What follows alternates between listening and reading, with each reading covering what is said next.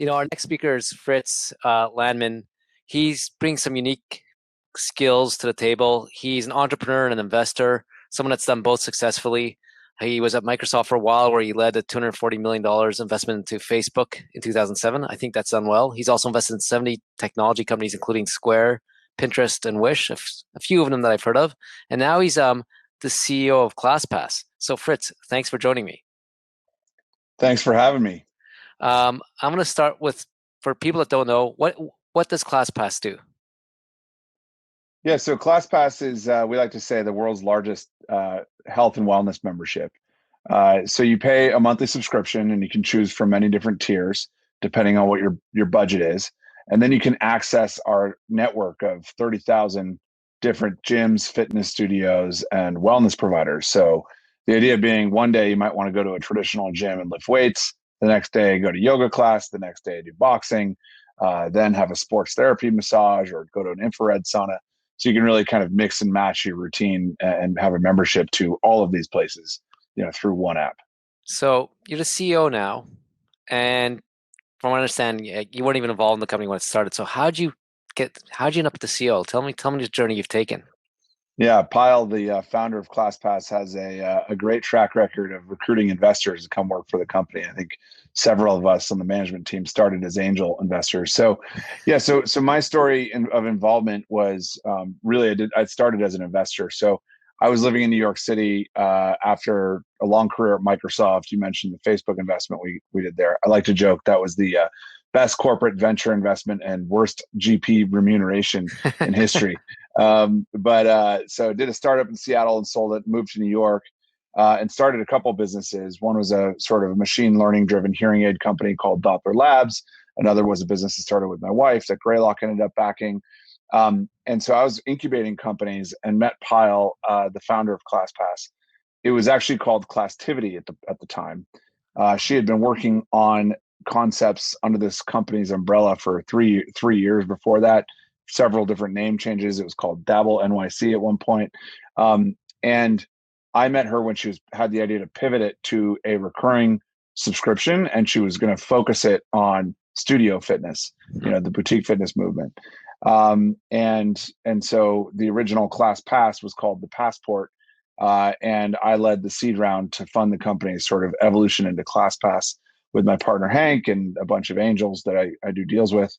And then about 9 months after that, we led the Series A, which is the first and only and probably last time I'll ever do that. Basically had introduced Pyle to a bunch of VC friends. She had several term sheets, but she wanted me to spend more of my time on the business. So talked to a friend who is a partner at CRV, Sar Gur, and he said, hey, if you money and take the board seat, I'm in. So we did the round together. I became the executive chairman of the company to reflect my sort of more hands-on involvement than just being a passive investor. And that was the relationship for maybe 6 to 12 months. And at which point Pyle asked me to step in and help her operate the business day to day. So I agreed to do that as kind of a 1-year tour of duty. And here we are now, over 4.5 years later. And eventually the roles just sort of naturally evolved. She was spending more time operating like a chairman, working on key strategy issues, product issues. And I was sort of running more of the day-to-day management and had fallen in love with it and developed a vision for where we could take it. So here I am now as angel, then chairman, then CEO. Yeah, that's a bit different path than I normally see. I got to give credit to a founder to recruit her replacement from their investors. ClassPass, when I think about it, you talk about a subscription service, but at the heart, it's a marketplace. So what are the biggest challenges of growing a marketplace, especially with so many small, I guess, businesses that you're representing and getting on the platform? It's an incredibly complicated model because it's a combination of a subscription like a Netflix or Spotify with a marketplace, like, a Priceline or a Booking or a traditional sort of marketplace business. I'd say the most challenging part of running a marketplace is just managing the two sides and balancing the interests of we call it the triangle. You have your users, you have your suppliers, and then you have your company and your shareholders, ClassPass. So there's these three interested parties, and every decision you make, you have to think about how is this going to impact each constituency. And we've been through several business model iterations and stuff, and that is tricky. I think bringing especially suppliers along as you change your model and iterate to improve it. You have to kind of resell them every single time. You have to reconvince them, and you have to do that with both sides of the marketplace. But consumers are a little bit more forgiving and easier to convince if you can show them immediate value, whereas the suppliers are really betting a big piece of their business future on you, and so you have to kind of demonstrate over time that you're going to follow through on your promises. So I'd say just managing the three different constituencies in a marketplace, and then trying to evolve a business once you've had some success, especially for one part, one constituency. The need to kind of keep iterating to make it even better presents challenges in terms of updating and re-educating. So that's interesting because I've been following ClassPass for I feel like 20 years, but I think it's been like 7 or 8, and I've seen some of those business model changes. So when you're doing those changes and the tweaks, who are you more concerned about keeping, the suppliers or supplier demand? Because marketplace, it feels like it's never it's chicken or egg, and how do you make sure you have balance to grow, and how have you handled this? It's a great question. Yeah, I mean, I will probably end up writing a book after this. Once we have hopefully a favorable outcome. Didn't see the pandemic coming, but we've been through a number of challenges. So as you said, we did really two big business model pivots since I started operating the business. The first was we moved away from unlimited workouts for a fixed fee, because we have unlimited. We're taking one charge from consumers, but then paying out gyms and suppliers on a variable basis. So you end up with this small cohort of power users who are driving most of the value from the system, and suppliers didn't love it because it was sort of devaluing their pricing and stuff like that. They were only giving us weak spots, off-peak spots, and so forth. So the first change we made was just for our own unit economics, and because suppliers hated the unlimited model, we moved to cap plans. So we said you can pay for 10 visits a month, or 5 visits a month, or 20 visits a month. And that kind of worked, but we still didn't have a variable mechanic to do things like surge pricing, which opened up. We then moved to this credit system. So now we have a virtual currency.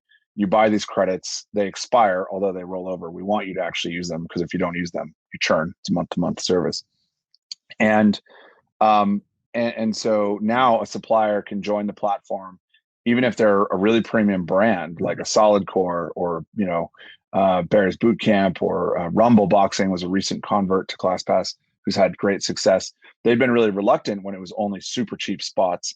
They joined, they're able to command a premium price point, or charge lower prices for off-peak, higher prices for peak, and that actually ended up working better. Customers were happy to sometimes pay more for a class or a spot if the choice was up to them and if it provided more optionality.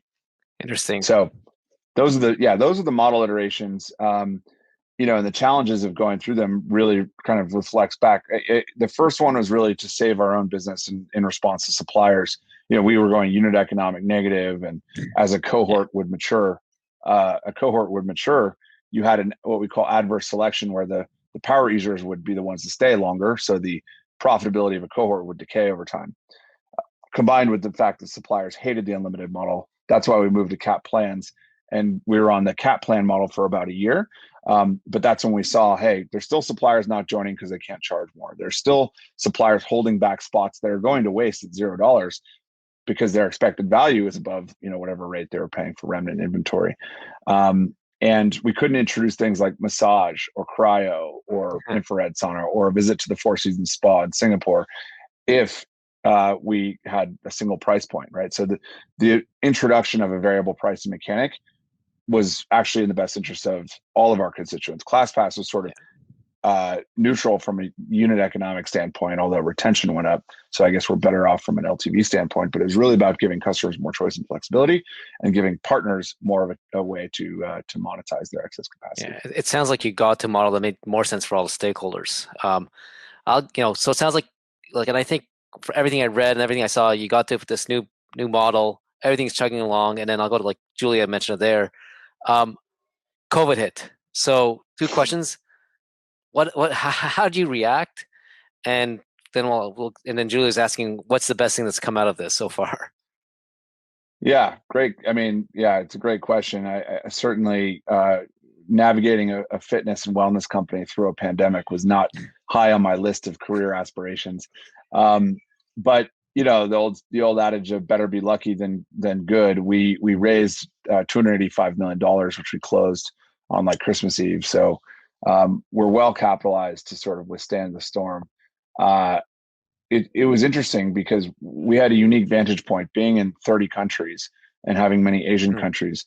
We actually saw the impact of COVID on our business before most American centric businesses or Canadian centric businesses would have. So we saw what happened. And what was interesting was, seeing what happened in China, they just shut it down. But in Singapore and in Hong Kong, the government response was so competent that it sort of lulled us into a false sense of complacency. We were like, oh, okay. They did a quick shutdown and then they reopened because they instituted border controls, contact tracing, rigorous and pervasive testing schemes. And so we're like, oh, okay, now there's a model for how you deal with this pandemic. And it's being shown by these Southeast Asian countries, Korea and Taiwan. And people are still willing to work out as long as they, feel healthy and feel safe.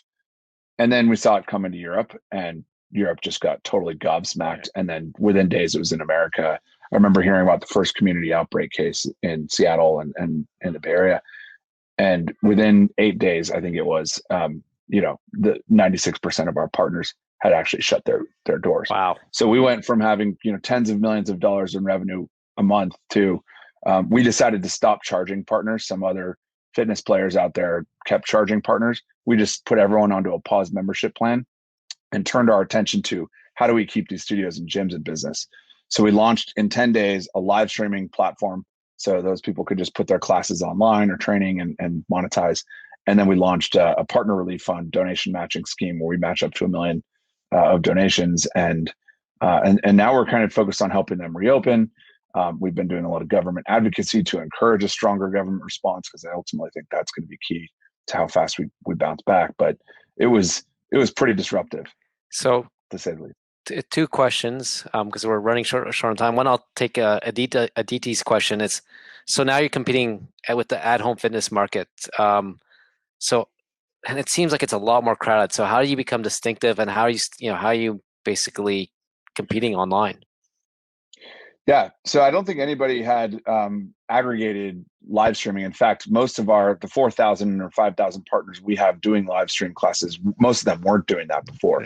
So we're not really competing from a user experience standpoint in terms of connected fitness. We're simply giving you access to video on demand or live classes from your favorite trainer, instructor, brand, what have you. But now you can take a live class from Singapore, and if you're in LA, or a class in, if you're in Toronto from New York City. And so no one had just done that. And it kind of remains to be seen how much that will persist when things go back to normal. So that was the first opportunity. Was we have over 1 million people using our app. Let's just move what people are doing offline, online, and let them have at it. We also see ourselves as complementary to a lot of the connected fitness stuff. So I'm in talks with several of those guys about, hey, if people own Pelotons, a spin instructor in Toronto could launch her own Peloton classes with people. Or if you own a tonal fitness at home gym, you could do personal training sessions and just use ClassPass to schedule and monetize your audience. Interesting. And then you beat me to the punch a bit. I was going to ask, what do you say? Well, how do you think this will permanently change the fitness landscape? Do you think some people will stay at home? Like, any gut feels, any insight right now?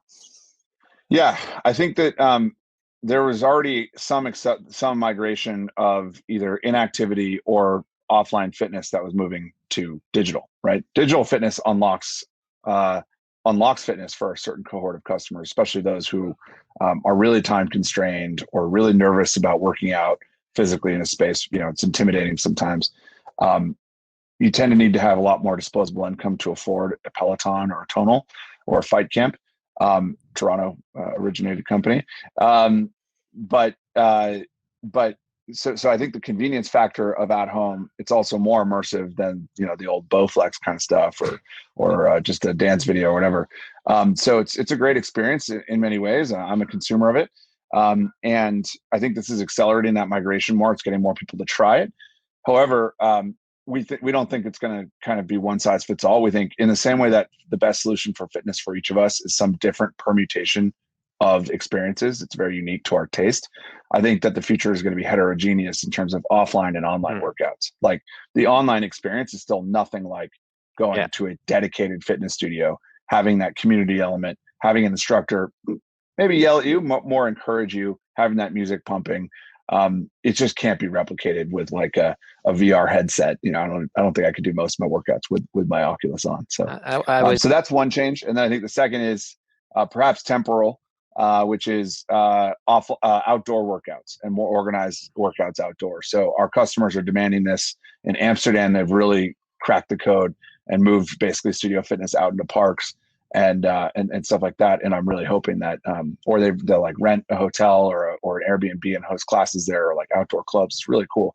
And all indications we have is that same thing's going to happen here. Interesting. I have a city park across the street from me, and I noticed on the weekends there's always boot camps. So maybe we'll see more of those. You know, yeah. Fritz, thank you so much for your time. I could ask you another 20 questions, but I think I'll get in trouble with the rest of the team. So thanks for sharing some knowledge with us. Maybe we might ping you with a couple of follow-up questions. Now I'd like Maria and Kelly to come up and wrap the night up.